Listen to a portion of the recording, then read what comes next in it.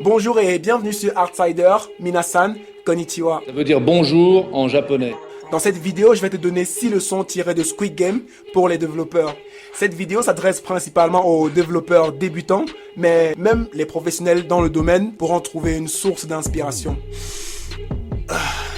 Moi, je pense que je viens de trouver la mienne. Pour ceux qui suivent réellement la chaîne, vous avez certainement remarqué que ça fait pas mal de temps que j'ai pas posté de vidéo. Vous allez peut-être vous demander qu'est-ce qu'il faisait le mec pendant tout ce temps.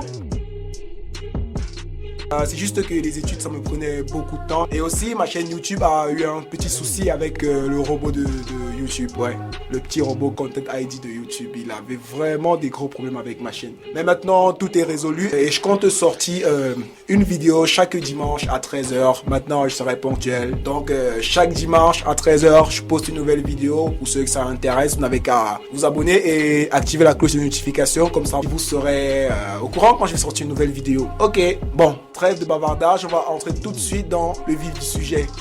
Hey Cortana, envoie le générique de la vidéo s'il te plaît. Ok Salim Sama, je lance le générique de la chaîne.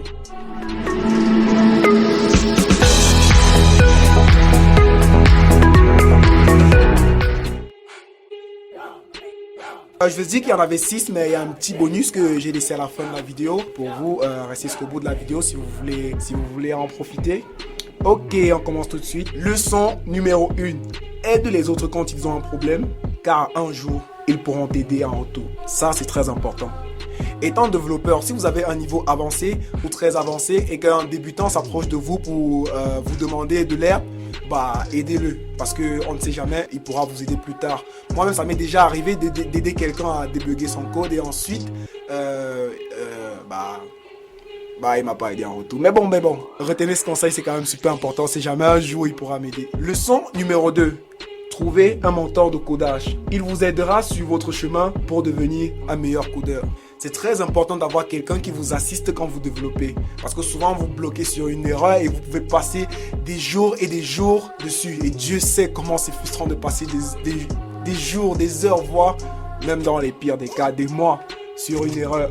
La présence du vieux dans la série a été bénéfique pour les autres joueurs, mais plus particulièrement pour le joueur 456. En vrai, je sais pas comment il s'appelle dans la série, donc je vais l'appeler 456. Son âge et son expérience acquise au fil du temps ont permis que les autres puissent s'en sortir vivants pour participer au prochain jeu. Pour ceux qui n'ont pas regardé la série, je vais pas vous spoiler sur le vieux. Allez la regarder, c'est vraiment une série très géniale, j'ai vraiment aimé. Allez la regarder, vous n'allez pas le regretter. Le joueur 406, c'est lui qui avait tout compris au début. Il a eu la bonne idée de s'approcher du vieux et d'écouter ses conseils, ses techniques. Et je vais pas vous spoiler, mais il a fini le jeu. Ouais, c'est le héros. Qu'est-ce que tu crois? Bah, le héros, c'est lui qui finit le jeu, c'est tout à fait normal. Cette leçon est surtout valable pour ceux qui font leur premier pas dans la programmation. Moi-même, je sais pas vraiment si je peux les considérer comme des mentors, mais ils m'ont beaucoup aidé. Je vais bien sûr parler de Junior Tachom et du grand Aniel. Si vous m'écoutez, big up à vous. Et merci beaucoup pour le soutien, les gars. Merci beaucoup. Grâce à vous, je me suis tiré de beaucoup de situations. Donc, retenez bien la leçon. Trouvez-vous un mentor de codage plus expérimenté. Il pourra certainement vous aider. Leçon numéro 3.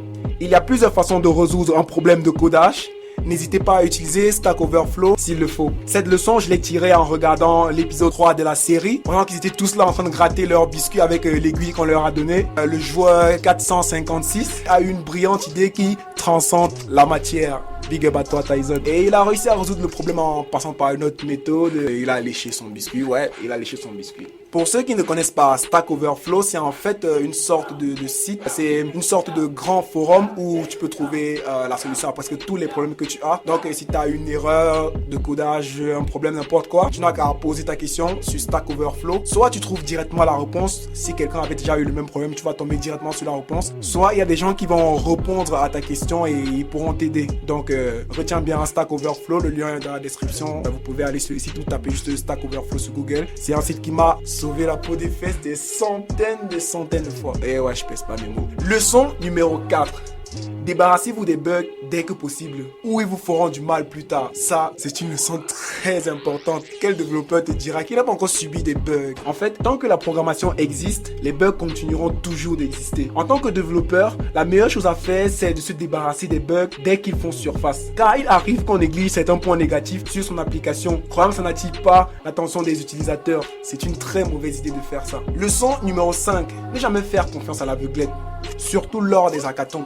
Vous posez cette question, c'est quoi un hackathon? Qu'est-ce que ça peut bien être un hackathon? Bryler, c'est quoi un hackathon? Bah, c'est un mot. Ça, je savais que c'était un mot, mais en fait, un hackathon, c'est une sorte de grand rassemblement d'informaticiens. L'épisode le plus triste de la série, c'est l'épisode 6. Rien que d'y penser, ça me fait un truc. Entre déception, trahison et sacrifice, les organisateurs du jeu ont tout fait pour faire tomber l'esprit d'équipe entre les participants. C'est aussi ce qui se passe lors de certains hackathons. Hackathon qui est un mot. C'est important de le préciser. En effet, il nous arrive de vouloir participer à un concours auquel il faut présenter des idées de projets, logiciels ou applications. Le meilleur projet recevra une énorme récompense. Vous présentez votre projet. Quelques temps après, vous vous rendez compte que votre idée de projet a été réalisée par l'un des partenaires du concours auquel vous avez participé. Oui, ça arrive. Je connais des gens qui se sont fait avoir en participant à ce genre de concours. Ils avaient trouvé l'idée, la petite idée, l'idée qui transcende la matière. Tyson, merci pour cette phrase, merci. Certaines personnes se posent la question depuis il parle de Tyson. Tyson, c'est qui? En fait, Tyson, c'est un ami youtubeur avec lequel je travaille souvent sur certains projets. Il a une chaîne qui s'appelle Judah Empire. Je vais mettre le lien dans la description pour ceux qui sont intéressés. En fait, il fait de la musique sur sa chaîne. Il n'a pas encore trouvé vraiment de niche, donc tu peux arriver sur sa chaîne, tu trouves des vidéos de la musique, un peu comme moi. Au début, big up à toi Tyson. Je n'interdis aucun développeur de participer à ce genre de compétition. Mais il faut être très prudent et aussi protéger une idée quand elle n'est pas encore réalisée. Donc, protégez votre idée qui transcende la matière. Bon, j'arrête avec cette phrase.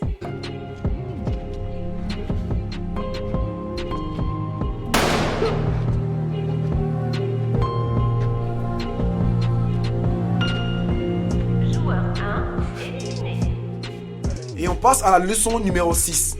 Soyez avide, non pas d'argent, mais de savoir. Ça aussi, c'est très important. Notez-le quelque part, c'est vraiment très important. En plus, c'est beau ce que je dis.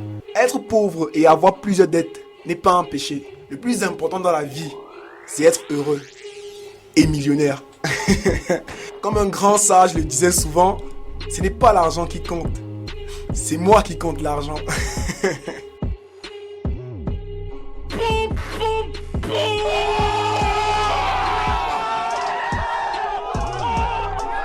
En fait, le manque d'argent ne doit pas pousser un développeur à moins facturer un client, sous prétexte qu'il pourrait perdre le marché ou un truc du genre. Tant que vous avez la connaissance et les compétences, vous aurez toujours des clients qui vous paieront à votre juste valeur. On est presque à la fin de la vidéo et c'est le moment du bonus que je vous ai promis au début de la vidéo. Donc on va dire la leçon numéro 7, coder en anonymat. C'est souvent très important. Parmi les éléments qui ont rendu cette série si célèbre, il y a également le fait que les personnages portaient des masques et les participants au jeu portaient chacun des numéros allant de 0 à 456.